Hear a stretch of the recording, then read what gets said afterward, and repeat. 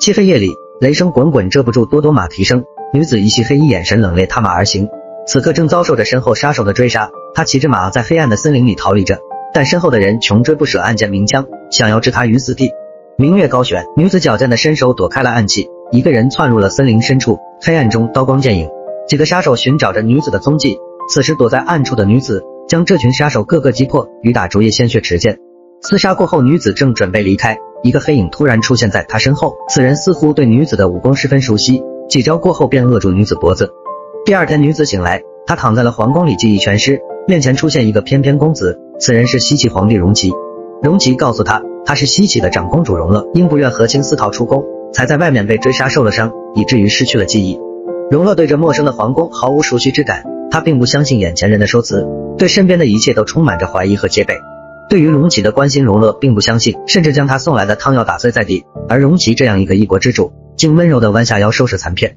荣齐走后，荣乐一个人面对着镜子发呆，大家都说她是长公主，按理来说她应该是金枝玉叶，可是她却在自己的手上看到了厚厚的老茧。荣齐答应带荣乐去寻找记忆，带着他来到一间茶室，告诉他这是他曾经最喜欢的地方。荣乐的一手茶艺绝技，在宫中也无人能及。或许是肌肉记忆并没有消失，荣乐顺着习惯，果然烹出一手好茶，但他也并没有因此放下戒心。荣齐弹起了荣乐熟悉的曲子，告诉他曾经我们在这里抚琴烹茶，是我们最快乐的日子。等荣齐回到房中，发现了一张和自己现在的字迹不一样的纸条，但自己的侍女却说那张纸条上的字就是荣乐亲手写下的，熟悉与陌生就这样交替在荣乐的脑海里出现，一切都好像扑朔迷离。就在此时，西岐的太后来了，也就是荣乐的母亲。太后常年戴着面具，一看就是个心狠手辣的人，一出场便要抓荣乐去北陵和亲。荣齐跪下求情，而太后却说西岐国弱，不与北陵和亲就会有灭国之祸。荣齐不忍看着荣乐被迫和亲，决定半夜带着他私逃出宫。他们来到宫外一处隐蔽地，一进房间，荣乐便觉得十分熟悉，似乎曾经在这里生活过。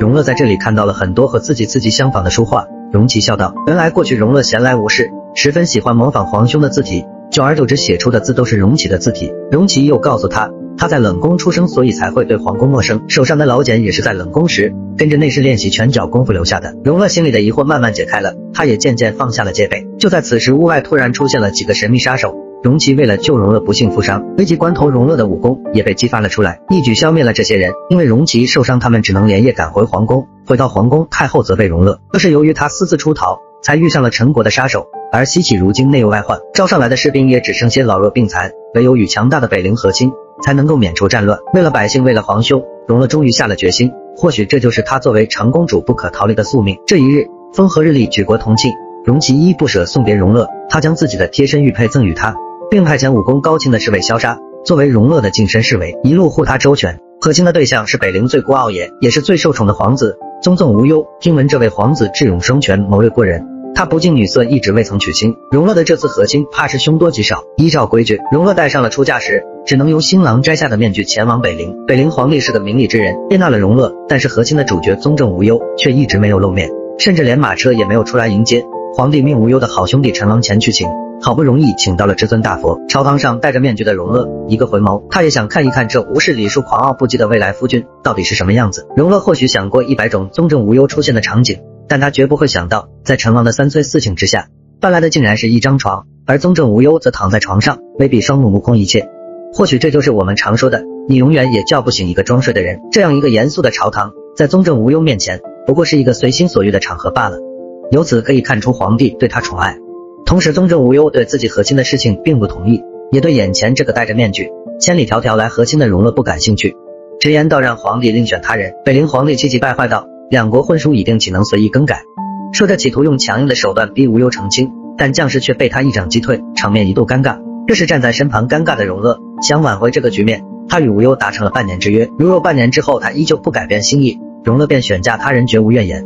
在荣乐圆场之下，北皇趁机用这半年之约缓解了尴尬的局面。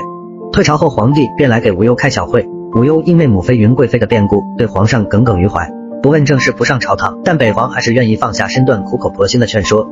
这次与西岐联姻是北皇要报复伐魏之举，能够稳固边境，但北皇的用心良苦，无忧并不领情。他不想利用婚姻来捆绑自己，而又牵扯上国家利益。北皇有意要将国家交给无忧，但被无忧拒绝。另一边的太子却幸灾乐祸，认为这个和亲公主能治得了无忧，也算是给他出了一口恶气。太子昏庸无能，一直将备受宠爱的无忧作为自己最大的对手，但无忧不理朝政，太子也逐渐飘然起来。这边的荣琪一个人在空荡荡的皇宫里担忧着荣乐的安危，他看着荣乐的自己，牵挂着这位心心念念的人。荣琪认为宗重无忧彬彬有礼，智勇双全，谋略过人，是核心的不二人选，也是由他自己亲自挑选的，但怎么也没想到会让荣乐落入如此局面。太后驾到，画面立马出现了浓浓的压迫感。其实之前出宫后出现的所谓的陈国杀手，就是太后设的一个局，目的就是为了诓骗荣乐，自愿去北陵和亲。荣琪心里明白，但没有办法，自小体弱的他无力与太后抗衡，只能像个傀儡一样，拼尽全力倔强地保护着荣乐。荣乐住进了北陵公主府，启皇安排的贴身侍卫萧杀